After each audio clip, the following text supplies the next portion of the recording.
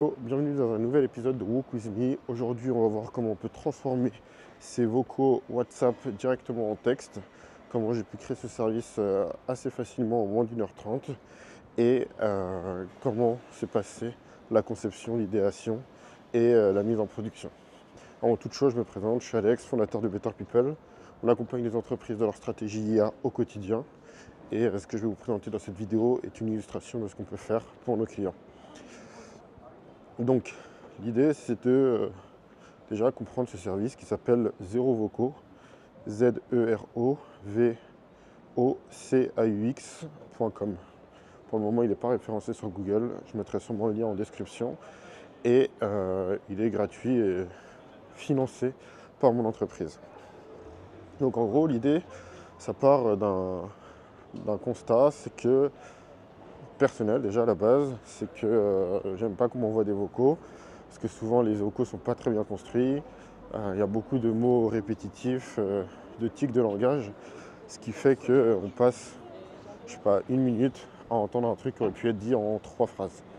Donc ça c'est le premier truc, et c'est un constat que j'ai remarqué chez plusieurs personnes, et j'ai un pote qui m'a montré récemment un numéro de téléphone qui était sur WhatsApp, à qui on pouvait envoyer nos vocaux. Donc on reste appuyé sur le vocal, on transfère et il nous faisait la transcription et aussi le résumé. En fait, je me suis dit, tiens, c'est une bonne idée. Par contre, j'ai la flemme de payer leur service. Je préfère faire mes propres services et en vrai, je reçois pas tant de vocaux que ça. Donc j'ai laissé un peu courir.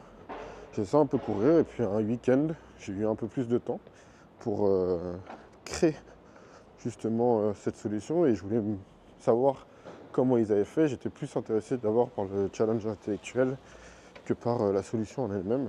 Donc de comment mettre cette transcription directement dans WhatsApp, comment on pouvait faire des robots sur WhatsApp efficaces et derrière comment on pouvait, quelles étaient les limites en gros de cette technologie.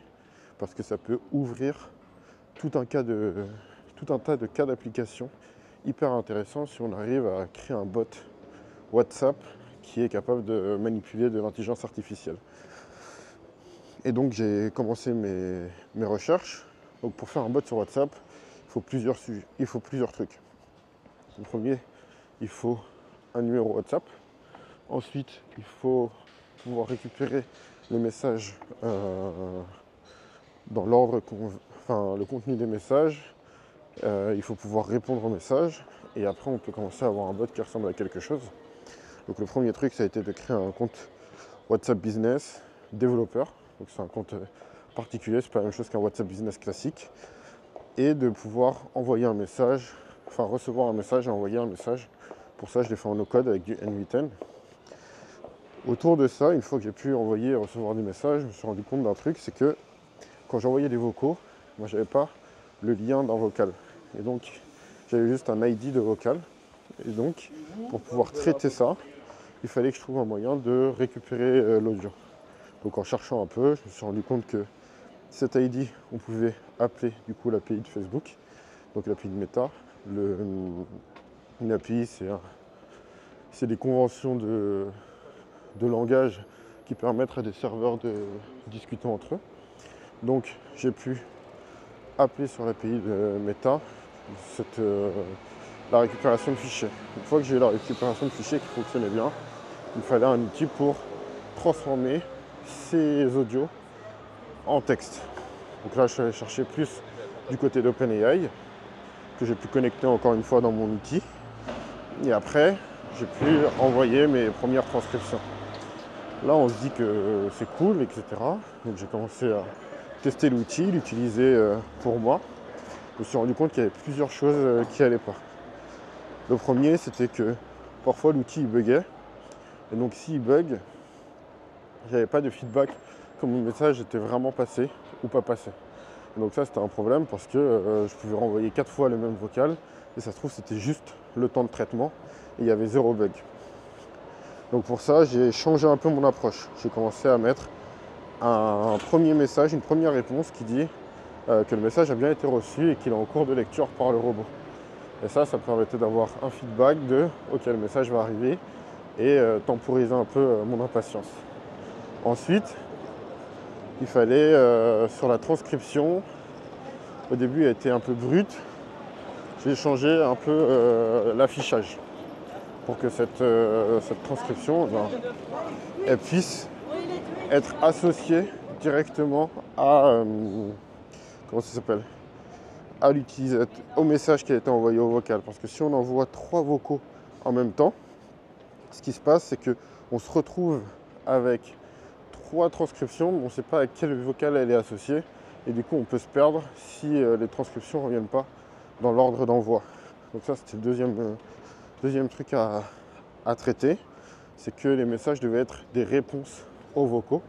Et donc structurer un peu la façon dont je répondais pour que ça fasse vraiment une réponse dans WhatsApp et que quand on clique sur le message source, on puisse remonter directement sur le bon vocal.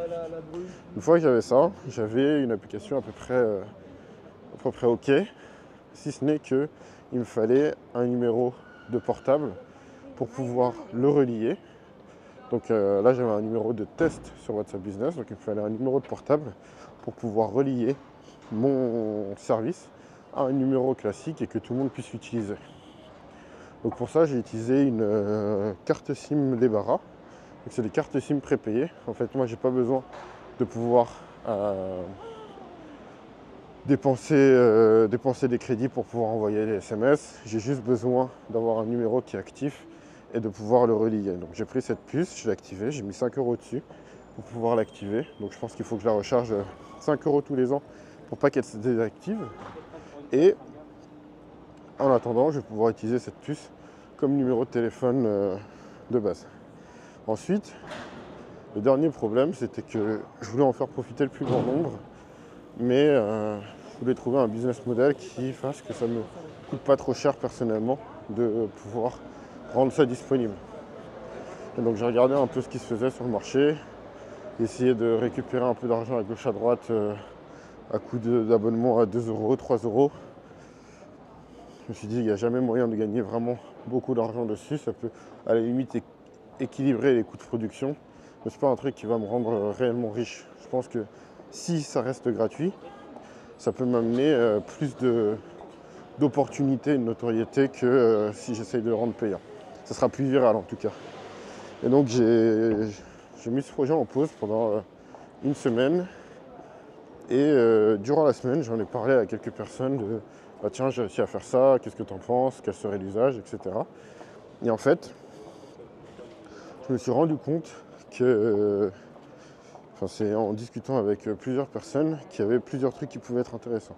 Le premier, c'est qu'il y avait un vrai pain et que ça résolvait le problème pour beaucoup de personnes. Donc il y avait un vrai problème que ça résolvait et donc il y avait un potentiel marché. Le deuxième, c'était que je pouvais l'utiliser en lead magnet. Et donc de pouvoir, un lead magnet, c'est quelque chose qu'on propose en échange d'un contact. Donc un lead, c'est un contact. Et donc on va faire une publicité ou un post sur les réseaux sociaux en disant si vous voulez accéder à ce service, donnez-moi vos coordonnées de contact et je vous l'envoie dessus. Et comme ça derrière on peut les prospecter. Ça c'était le premier truc qui m'a dit tiens, il y a quelque chose à faire.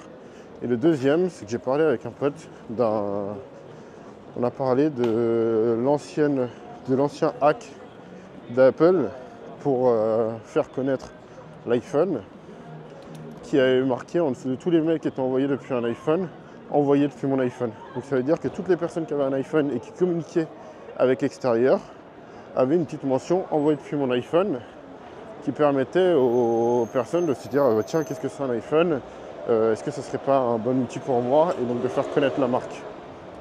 Et en fait, quand on prend du recul et qu'on y repense bien, c'est exactement le concept de pub. Donc j'ai décidé d'ouvrir ce numéro, donc, auquel vous pouvez accéder avec 0 vocaux au pluriel.com, de tout coller, à tout le monde. Et c'est juste qu'à chaque fois qu'il y a une transcription qui est faite, je rajoute un petit message donc de 25-50 caractères qui donne le prix qu'aurait coûté ce service s'il avait été payant, que je barre, et je dis que c'est offert par Better People, du coup ma société, pour vous. Ça permet deux choses.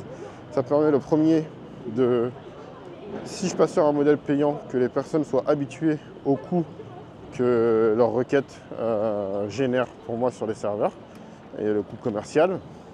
Et le deuxième, ça permet de faire de la publicité et des gens qui auraient des cas d'usage similaires puissent contacter ma société et du coup m'apporter des plus gros contrats qui me permettraient de facilement rentabiliser ce genre d'opération dans le futur.